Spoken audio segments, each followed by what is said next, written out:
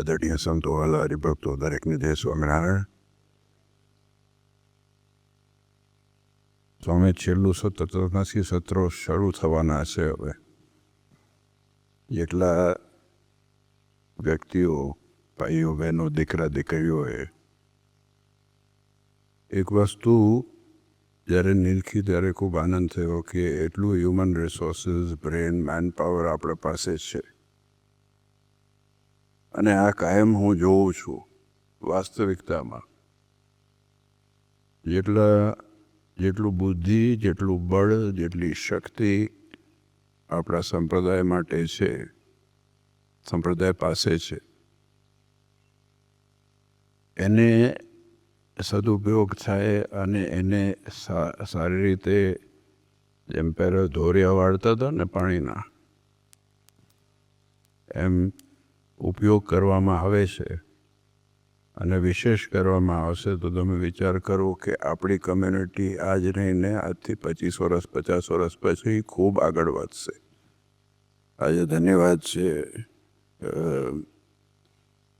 આ કમિટીને અને ખાસ કરીને કાંતિને સાંભળવાનું તો ઓછું જડે છે, પણ સરસ મજા આવી.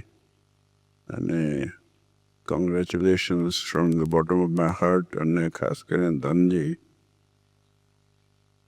એને આટલા બધા લોકોની ટીમ, તમે બધા છો અહીંયા, આ બધા બોલનારા છે નહીં, કામ કરનારા છે. અને એક ભલામણી હતી કે આપણે ભીખાલાલનું ઓડિયો રેકોર્ડ કરી લેજો, ગૂગલ કે સિરીમાં કામ લાગશે.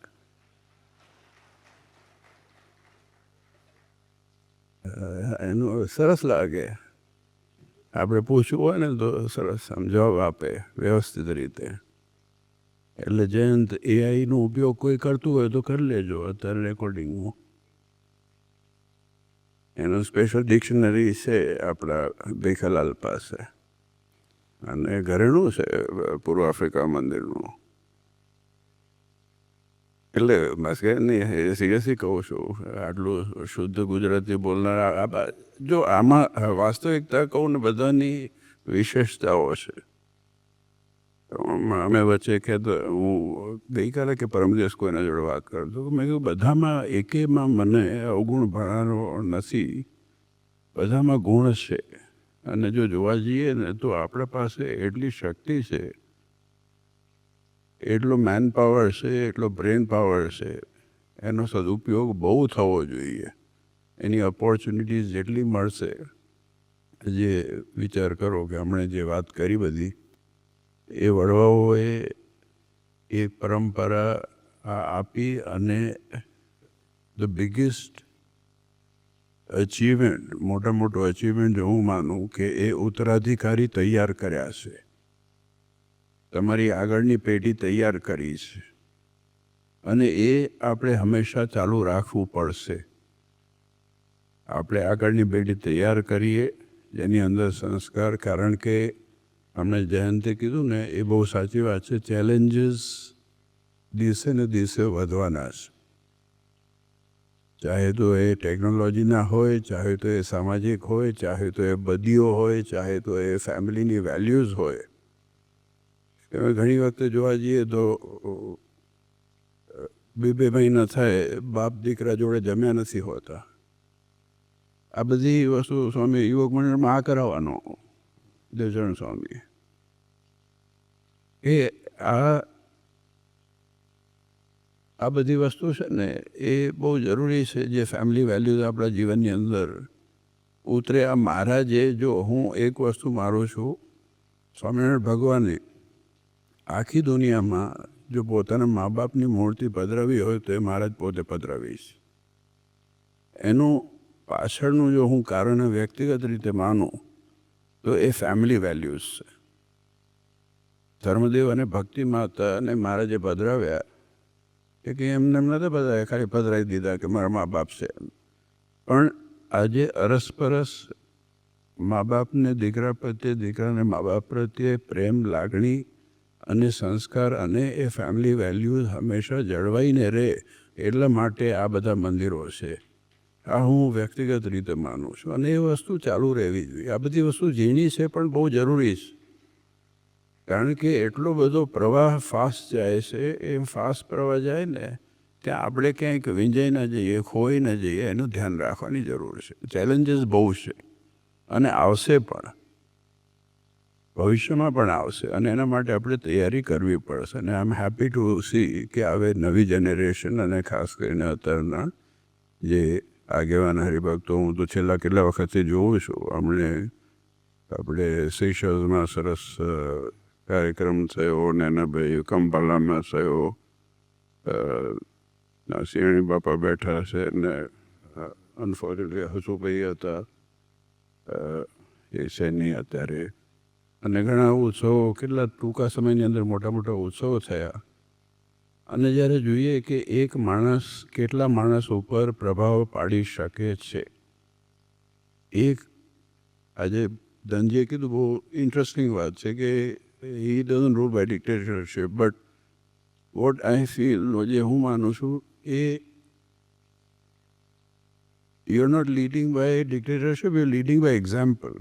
આજે સિંહણી બાપા છે કે રવિભાઈ છે કે અમનજી બાપા છે કે ગમે તે જેટલા અહીંયા દેખાય છે, રામજી બાપા છે, anyone I mean I can name, હું 200 માણસનું નામ બોલું, પણ બધાએ એક એક્ઝામ્પલ લીડ કરીને લોકોને શ્વાસ આપ્યો છે, જેનાથી બીજી પ્રજા ઊભી થઈ છે.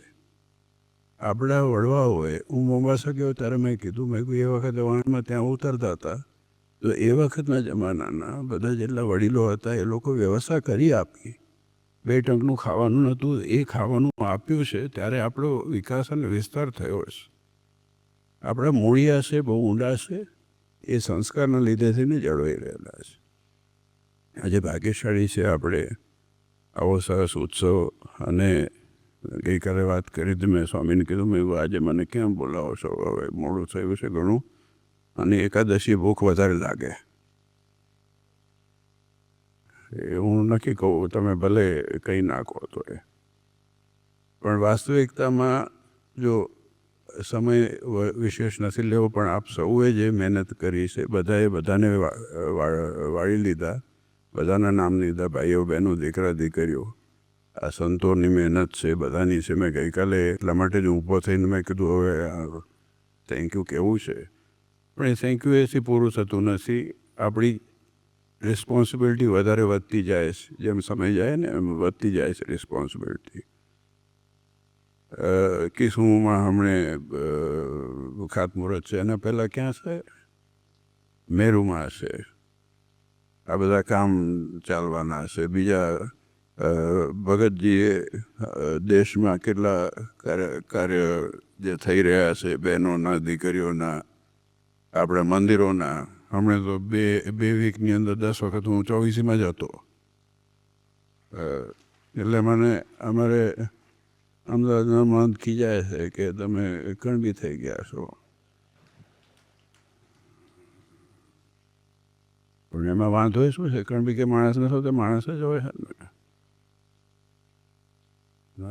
માણસો થવાનું છેલ્લે.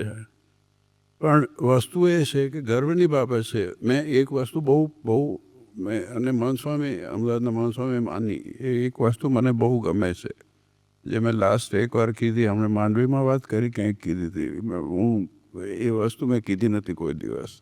મેં કહું, નાનપણથી જોઉં છું કે જે સંસ્કાર તમને પ્રાપ્ત થયા છે ને ભગવાનની દયાથી, એમાં ક્યાંય કોઈ દોરા ધાગા અને ઓલું કામણ ડુમણ ને આ બધું આવ્યું નથી. ખાલી ભગવાન આવ્યા છે અને એ તમે સાચવી રાખ્યું છે. આ બહુ મોટી વસ્તુ છે સમાજની અંદર, નહીં તો મતિ ભ્રમ કરી નાખે. આ વાસ્તવિક છે અને આઈ એમ પ્રાઉડ. મને ગર્વાન્વિત થઉં છું કે મેં કોઈ દિવસ કણબીના ગળામાં વિચિત્ર દોરો કે હાથમાં કંઈક વિચિત્ર દોરો ભાડ્યો નથી. એ ધન્યવાદ છે ભગતજી.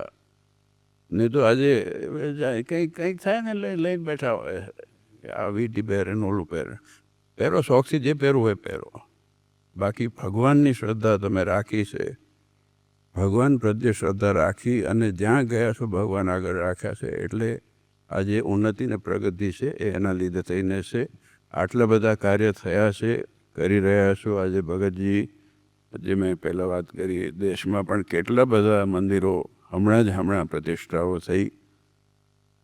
વિશેષત હું એ પણ કહીશ, મહાન સ્વામી ગઈકાલે ભગતજી વાત મોમ્બાસામાં કરી હતી. છપૈયામાં આટલો ઉત્સવ થયો છતાં પણ છપૈયાની અંદર આવો મોટો પ્રોજેક્ટ ચાલુ છે. એમાં પણ કેટલા બધા હરિભક્તો સેવા કરી. મહાન સ્વામી મેં વાત કરી દઉં આડાસરમાં, તો મહાન સ્વામી કહે કે અમારા સંતોનું આખું વિંગ અમારે દસ્તી કરવી છે. ભુજ કોઠારમાંથી 11.25 કરોડ રૂપિયા છપૈયાની અંદર આપ્યા.